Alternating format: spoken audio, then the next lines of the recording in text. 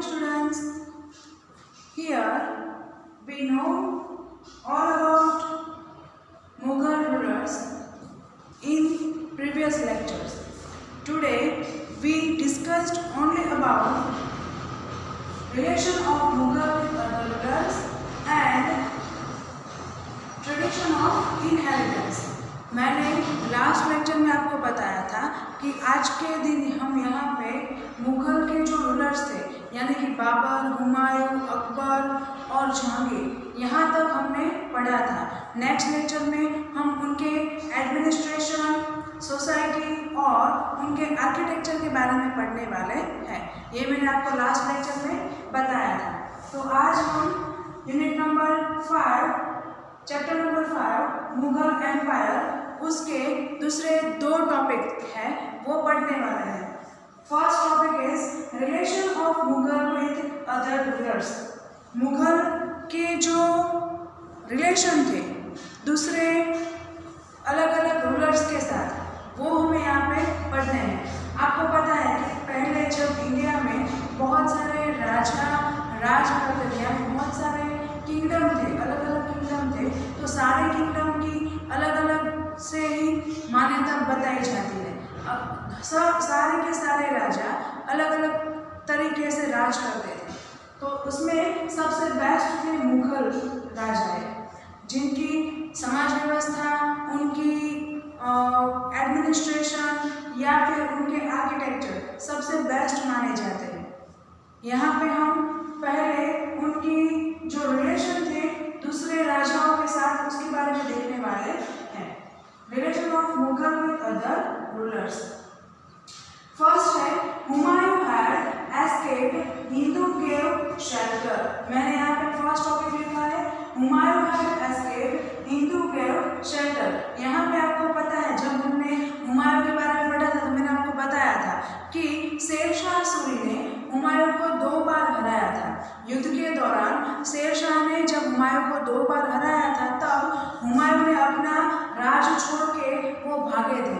15 साल तक वो चले गए थे। तब जब वो भागे थे तब किसने उसको रखा था? हिंदू राजाओं ने। हिंदू राजाओं ने उसे शेल्टर दिया। शेल्टर मतलब रहने की जगह दी।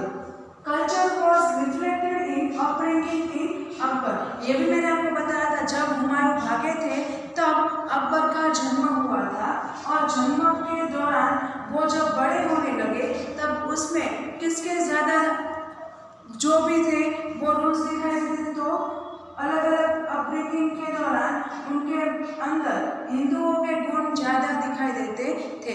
उनकी जो सोचने की, काम करने की या फिर राज करने की जो भी मनोव्यथा थी वो सारे किसके आधार पर डिपेंड करती थी?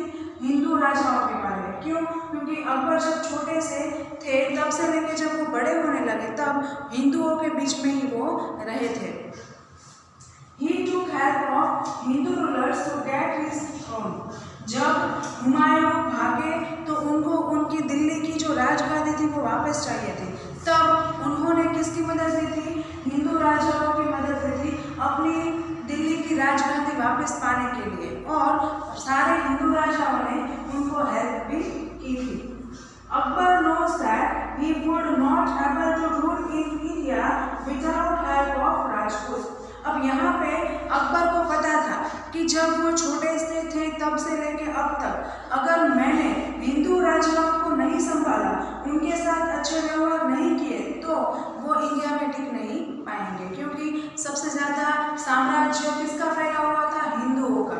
तब उन्होंने मन में भी विचार कर लिया था कि मुझे अगर अच्छे से रहना है, अच्छे से राजपाट करना है तो मुझे हिंदू राजाओं के बारे में भी सोचना पड़ेगा। तो उन्होंने अपने राजपूतों के साथ सारे रिलेशन मेंटेन करके रखे थे।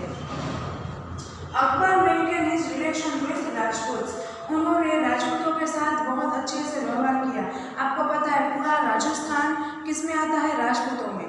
मेवाड़, जयपुर, उदयपुर, सारे राजस्थान के आसपास के सारे इलाके ले लो, सारे के सारे कैसे हैं? अलग अलग राजपूतों से भरे हुए। तो सबसे ज़्यादा अकबर ने राजस्थान पे ही ओवरराइज किया था और वहीं से उन्होंने राजपूतों के साथ अच्छे से मेंटेन किया था।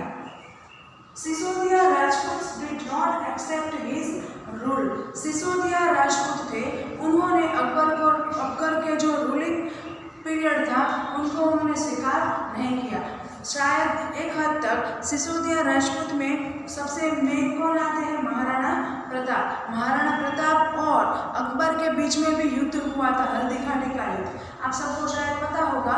तो इस युद्ध में भी महाराणा प्रताप और अकबर के बीच में जो युद्ध हुआ था वो सिसोदिया राजपूत थे, और उन्होंने भी अकबर के जो रूलिंग पीरियड था उनको उन्होंने समझा नहीं या फिर एक्सेप्ट नहीं किया था। तो यहाँ पे हमने पढ़ा relation of Mughal with other rulers. Mughal साम्राज्य के जो रिलेशन थे दूसरे राजाओं के साथ वो कैसे थे? तो मिलजुल कर रहने वाले। क्यों? क्योंकि उनको पता था अगर वो हिंदुस्तान में रहना चाहते हैं, भारत में राज करना चाहते हैं, तो उनको सभी हिंदू जाति के राजपूतों के साथ या राजाओं के साथ उसे अच्छे से मेंटेन करना पड़ेगा। इसीलिए अकबर ने सब राजाओं के साथ बहुत अच्छे से व्यवहार किया था। अब दूसरा टॉपिक है tradition of inheritance.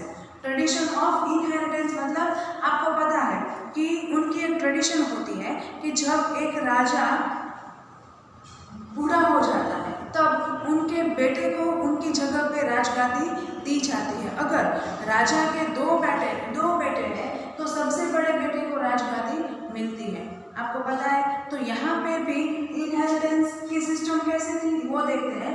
The king was responsible for appointing to success of the kingdom and it would be always by oldest सन।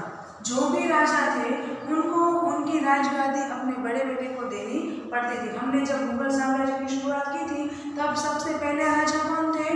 बाबर। तो बाबर ने अपने मरने के बाद किसे राजगादी दी थी? हुमायूं को।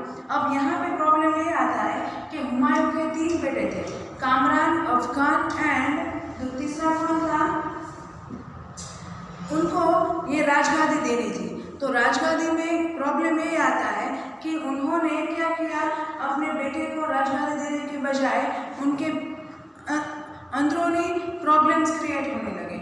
उन्होंने अपने विल पावर में ये लिखा था कि उनके तीनों बेटों को एक जैसे ही राजगादी मिलनी चाहिए, लेकिन ये बात अपने बेटे को अच्छी नहीं लगी थी। तो उन्होंने अपने दोनों बेटों के साथ, अपने दोनों भाइयों के साथ राजगादी लेने के लिए वो लड़ने लगे थे। तो यहाँ पे प्रॉब्लम कहाँ से शुरू हुआ था? हुमायूं के साम्राज्य के बाद, क्योंकि वहाँ पे उन्होंने बहुत सारी प्रॉब्लम्स क्रिएट किए थे। The king was responsible for appointing to success the kingdom and it would be always be oldest son. उनके हिसाब से सबसे पहले राज्य किसे देना चाहिए था? बड़े बेटे को। लेकिन यहाँ पे हुमायूं ने अपने विल में क्या लिखा था? अपना पूरा साम्राज्य तीनों बेटों को एक जैसे अलग अलग मिलना चाहिए। In the Mughal rule, all the sons would get an equal share in empire.